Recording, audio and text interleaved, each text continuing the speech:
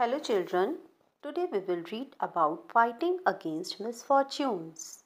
On this topic, we will read about Helen Keller. Misfortunes fell on Helen Keller in form of an illness that left her blind, deaf, and dumb when she was a little girl of 19 months.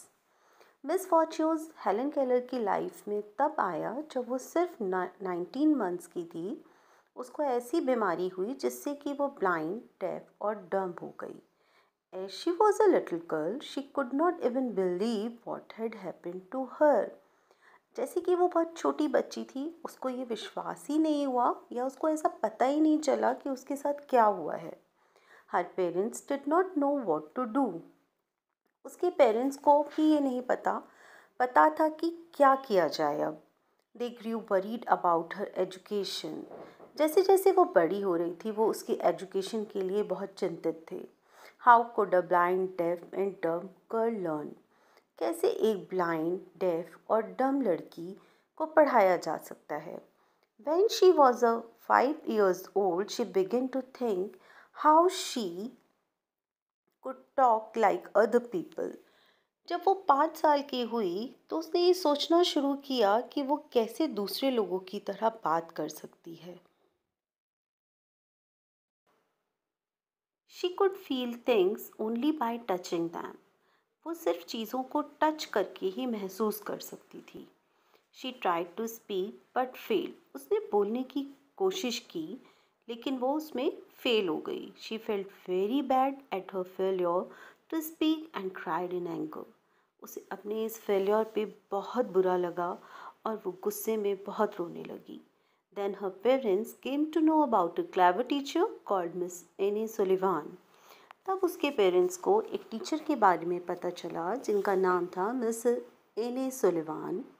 She had received a special training in teaching of blind, deaf and dumb children. उन्होंने blind, def और डम children को पढ़ाने के लिए या उनको एक स्पेशल ट्रेनिंग ली थी उनको सिखाने की कि कैसे उनको पढ़ना बोलना सिखाया जा सकता है। At her parents' request, Miss Sullivan began to live with Helen's family. उसके पेरेंट्स के रिक्वेस्ट पर मिस सुलेवान ने हेलन की फैमिली के साथ रहना शुरू कर दिया। Miss Sullivan began teaching Helen by using her special method. Miss Sullivan ने हेलन को अपने स्पेशल मेथड से पढ़ाना शुरू किया। She made Helen touch a chair and then wrote the word chair on her little palm with her fingers. उन्होंने उसको Helen को एक चेयर टच कराई और उसके हाथ पे, उसके पाम पे चेयर वर्ड लिखा अपनी उंगलियों से और मतलब उसको उस वर्ड को फील कराने की कोशिश की। This she repeated several times. इसको उन्होंने कई बार रिपीट किया। Helen took keen interest in this game of touch and right. Helen को भी इस गेम में बहुत इंटरेस्ट आया कि टच करो और राइट करो, लिखो, उसे छुओ और लिखो। She did not know that Miss Sullivan was trying to teach her the word cheer. उसको ये नहीं पता था कि मिस सुलिवान उसको cheer वर्ड सिखाने की कोशिश कर रही हैं। उसको ये एक गेम लगा। Then she made her touch other things and wrote the words on her palm a number of times. फिर उन्होंने धीरे धीरे उसको दूसरे वर्ड्स भी सिखाने की कोशिश की। वो उसको टच कराती चीज़ें और वो वर्ड उसके हाथ पर लिखती, उसकी हथेली पर, उसके पाम पर उसको लिखती, उसको टच कराती और फिर उसको लिखती। Soon a rapport was established between the teacher and the student which made Helen's learning quicker and pleasant. जल्दी ही टीचर और स्टूडेंट के बीच में जो एक तालमेल था, यानी कि हेलर और मिस सुलेवान के बीच एक ऐसा तालमेल जम गया जिससे कि हेलन की लर्निंग बहुत फास्ट हो गई और उसको उसमें मज़ा आने लगा। One day Miss Sullivan took Helen to a well in the garden. एक दिन मिस सुलेवान हेलन को एक गार्डन में ले गई जहाँ पे कुआं था। There she put her hand in the water and then wrote the word water on Helen's palm several times. फिर उन्होंने हेलन का हाथ पानी के अंदर डाला और उसके वापस बाहर हाथ निकाल के उसके हाथ पे अपनी उंगलियों से वाटर वर्ड लिखा बहुत सारी बार। सेवरल टाइम्स उन्होंने उसकी हथेली पे वाटर लिखा। Now Helen understood that the thing in the form of liquid which is cool and wet and is flowing over her hand is called water. अब हेलन को ये समझ आ गया कि एक लिक्विड की फॉर्म में कोई चीज़ है जो ठंडी है, गीली है और उसके हाथ के ऊपर से तैर सकती है, वो वाटर है। She was just mad on her success of learning the first word. वो अपनी इस पहले वर्ड को सीखने की सक्सेस पे पागल सी हो गई, खुशी से झूमने लगी। Her joy was like that of Archimedes when he found out the fact of the king's crown and ran out of the bathroom crying eureka eureka. उसकी जो वो खुशी थी वो आर्किमिडीज़ के उस खुशी के जैसी थी जब आर्किमिडीज़ ने वो किंग के क्राउन की सच्चाई का पता लगाया था और वो बाथरूम से बाहर चिल्लाता चिल्लाता आया था यूरेका यूरेका। आप लोगों को आर्किमिडीज़ की लाइफ के उस इंसिडेंट के बारे में पता होगा जिसमें उन्होंने किंग के एक गोल्ड स्मिथ ने किंग को एक क्राउन गिफ्ट किया था गोल्ड का। तो आर्किमिडीज़ को डाउट हुआ कि नहीं, ये क्राउन प्योर गोल्ड का नहीं है, इसमें कोई और मेटल भी मिक्स है। तो उसने अपने एक इन्वेंशन से, अपने एक एक्सपेरिमेंट से ये इसको प्रूव कर दिया कि हाँ, ये मेटल मिक्स है इसमें, ये प्योर गोल्ड नहीं है। तो जब वो अपनी इस सक्सेस पे अपने वो जैसे खुश हुआ था, ऐसे ही हेलन बहुत खुश हुई अपने इस फर्स्ट वर्ड को सीखने की सक्सेस पे। In her zeal she to begin to dance and run in her joy. वो अपनी इस खुशी से दौड़ने लगी, डांस करने लगी और इन her zeal, enthusiasm and mirth she touched several things and asked her teacher their names by making signs with the hands।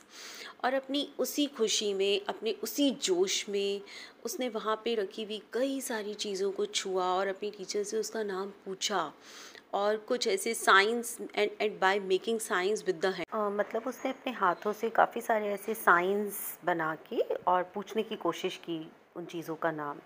That day she learn 30 words. उस दिन उसने 30 वर्ड सीखे, जिसमें से जो some of the words were father, mother, sister, door, open, close, go, come, etcetera. जिसमें से कुछ words father, mother, sister, door, open, close, go, come, etcetera ये वर्ड्स थे। Miss Sullivan taught her to read books in Braille script.